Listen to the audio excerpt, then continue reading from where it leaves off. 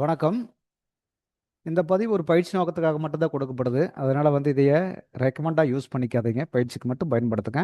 வாங்க சேனலுக்குள்ள போலாம். இப்ப இது பார்த்தீங்கன்னா, நம்மளோட யூடியூப் சேனலு. இங்க டெலகிராம் லிங்க் குடுத்துருக்கேன். இதுல நிஃப்டியோட லைவ் அப்டேட்ஸ் டெய்லி காலையில குடுத்துட்டுருக்கேன். முடிஞ்சா உங்க ட்ரேடுக்கு நீங்க யூஸ் பண்ணிக்க முடியும். அதே புதுசா இருக்கிறவங்களா இருந்தீங்கன்னா, நீங்க இந்த புதியவர்களுக்காக ஃபார் பிகினர்ஸ்ன்னு இத பாருங்க. இதுல நம்மளுடைய கோர் கான்செப்ட் இதுல குடுத்துருப்பேன். ஒன் பை ஒன்னா ஒவ்வொரு வீடியோ ஸ்கிப் பண்ணாம பாருங்க. உங்களுக்கு முழுமையா புரியும்.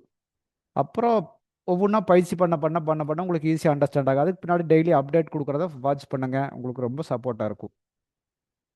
வாங்க இன்னைக்கு ஸ்டாக்ஸ் ஸ்டாக்ஸ் எப்படி நடந்ததுன்னு பார்ப்போம். ஸ்டாக்ஸில் என்ன நடந்தது அப்படின்னு பார்ப்போம். இது ரிலையன்ஸுங்க. ஸ்டாக்ஸ் ரெகுலராக ரிலையன்ஸ் ஹெச்டிஎஃப்சி பேங்க் பார்த்துட்டு இருக்கோம். இது பார்த்தீங்கன்னா ஸ்டாக்ஸ் ரொம்ப கீழே வந்திருக்கான். நேற்று இங்கே முடிஞ்சிருந்தவன் இன்னைக்கு சம்மந்தம் இல்லாமல் ஒரு ஏரியாவுக்கு வந்திருக்கான்.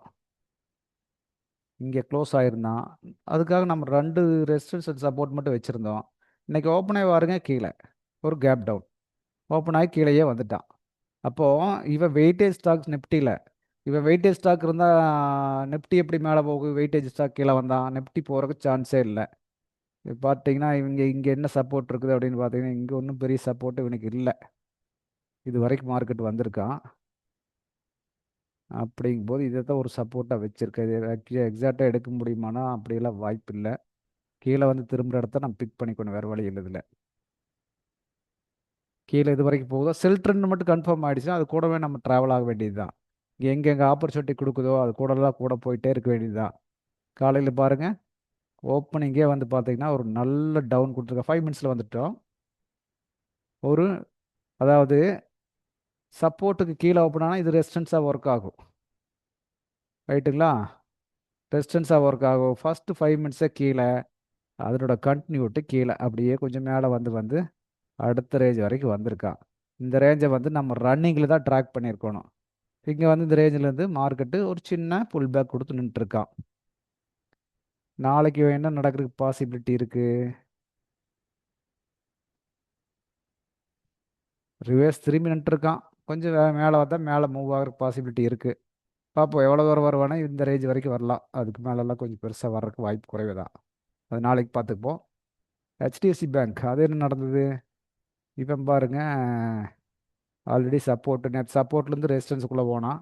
இன்றைக்கி ரெசிஸ்டன்ஸ்லேருந்து சப்போர்ட்டுக்குள்ளே வந்திருக்கான். இதுதான் நடந்துகிட்ருக்கு.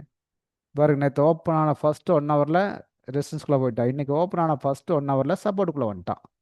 வந்துட்டு இங்கேருந்து ஆட்டம் போட்டு முடிச்சுட்ருக்கான் மார்க்கெட்டை. 5 மினிட்ஸை பாருங்கள். இது என்ன நடந்திருக்குன்னு பார்த்தீங்கன்னா ஆப்பர்ச்சுனிட்டி என்னென்னு தெரிஞ்சுக்க முடியும். 19 பாருங்கள் ஃபஸ்ட்டு 5 மினிட்ஸு கீழே வந்து மேலே போய் எகைன் இதே ரேஞ்ச் எடுத்துகிட்டு எகைன் சப்போர்ட். இதை பாருங்கள், இந்த இடம் ஒரு ரெசிஸ்டன்ஸ் ஏரியா இல்லையா? தெரியுதா உங்களுக்கு? 5 மினிட்ஸில் இது ஒரு பக்காவான ரெசிஸ்டன்ஸ். அந்த இடத்துக்கு போயிட்டு நான் நிப்டிக்கு போட்டதும் இல்லைங்களா, அதே மாதிரி தான். இது ஒரு ரெசிஸ்டன்ஸு. இந்த இடத்துக்கு போகிற ஓப்பன் கேனில் ஃபஸ்ட் அங்கே மறுபடியும் கீழே மறுபடியும் மேலே போகிறா, அதே இடத்துல திரும்பி சப்போர்ட் பண்ணிட்டான். அவ்வளோதாங்க நடக்குது மார்க்கெட்டில். அப்போ நம்ம இது எப்படி திரும்புது அப்படிங்கிறத கண்டுபிடிக்கணும். அதுதான் நம்மளுடைய முக்கியமான வேலையாக இருக்குது. பாருங்கள், 936லேருந்து 35லேருந்து 920 22 வரைக்கும் வந்திருக்கா. 10-12 பாயிண்ட் பாருங்கள். இது நேற்று மார்னிங் வச்சா லோ, அதே அந்த இடத்த டச் ஆகாமல் அப்படியே மறுபடியும் ரிவர்ஸ் ஆகி போயிருக்கா. அப்போ இது ஒரு சப்போர்ட் ஏரியா ஆகி போயிடுச்சு இல்லை? இப்போ உங்களுக்கு இந்த சப்போர்ட்லேருந்து மறுபடியும் மார்க்கெட்டு மேலே போயிட்டா. அவ்வளோதான். இதுதான் மார்க்கெட்டில் மாற்றி மாற்றி நடக்குதுங்க. இதை அண்டர்ஸ்டாண்ட் பண்ணினா போதும், ஈஸியாக காசு பண்ண முடியும். நாளைக்கு என்ன நடக்கலாம் அப்படின்னு பார்த்தீங்கன்னா, ரேஞ்சுக்குள் நிற்கிறான். இப்போ சப்போர்ட்டுக்கு வந்திருக்கிறான். எகைன் மறுபடியும் மேலே போகிறக்கு பாசிபிலிட்டி இருக்குது. போனானே இது ஒரு ரெசிஸ்டன்ஸ் ஆகி போச்சு நாளைக்கு. அதாவது ஓவரால் ஜோன் ரெசிஸ்டன்ஸு. இது பக்கத்தில் இன்னொரு ரெசிஸ்டன்ஸ் இங்கே கிரியேட் பண்ணிட்டா. அப்போ என்னென்னா இங்கேயே மறுபடியும் போய் தொட்டுட்டு கூட திரும்பி வரலாம். அல்லது இன்னும் கொஞ்சம் கீழே வந்து போட்டு மேலே போகிறக்கு பாசிபிலிட்டி இருக்குது. இது சப்போர்ட்டாக இருக்குது. இப்போ ரேஞ்ச் இவ்வளோதான், இந்த 2 ரேஞ்சு தான். வாட்ச் பண்ணுங்கள். இதை தாண்டி மார்க்கெட்டில் ஒன்றும் இல்லை. எளிமையாக புரிஞ்சுங்க. சப்போர்ட் ரெசிஸ்டன்ஸ் அந்தளவுக்கு ஒர்க் ஆகும். ஓகே, இந்த சேனலை சப்ஸ்கிரைப் பண்ணாமல் தான் சப்ஸ்கிரைப் பண்ணிக்கங்க. கமெண்ட் பண்ணுங்கள். கமெண்ட் பண்ணால் தான் நான் போடுறக்கு எனக்கு ஒரு கிளாரிட்டி கிடைக்கும். நீங்கள் சரியாக இருக்குதுன்னு நினைக்கிறீங்களா எப்படின்னு கூட எனக்கு தெரியறதில்ல. நான் பாட்டு கொடுத்துட்ருக்கேன். கொஞ்சம் கமெண்ட்டில் சொன்னீங்கன்னா நான் இன்னும் கொஞ்சம் மாற்றுறதுனா மாற்றுவேன் இல்லையா, அதுக்காக சொல்ல வர்றேன். ரைட், அடுத்த ஒரு பதிவில் மறுபடியும் பார்ப்போம்.